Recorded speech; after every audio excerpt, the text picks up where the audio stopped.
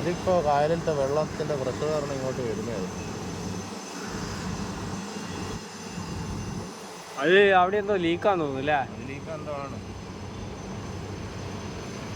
ഇത് പൊങ്ങുമോ താഴോ എന്തോ ചെയ്യുകയാണ് ചെയ്യുന്നത്. അപ്പുറത്ത് ഗേറ്റ് തുറക്കുന്നത് അങ്ങനെ എന്തോ സംഭവിച്ചിട്ടാണ് ഇതിൻ്റെ വെള്ളം കയറുക. 2 വശത്തേക്ക് പോകുന്നതായിരിക്കും അല്ലേ? 2 വശത്തേക്ക് പോകുന്നതായിരിക്കും.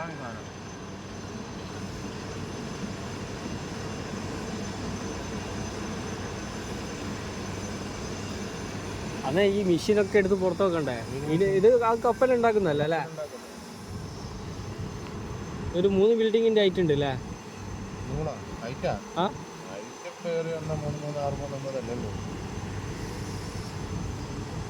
നാല് മീറ്റർ കൂട്ടാണ് അല്ലേ? 12 മീറ്റർ. 12 മീറ്റർ അല്ലേ?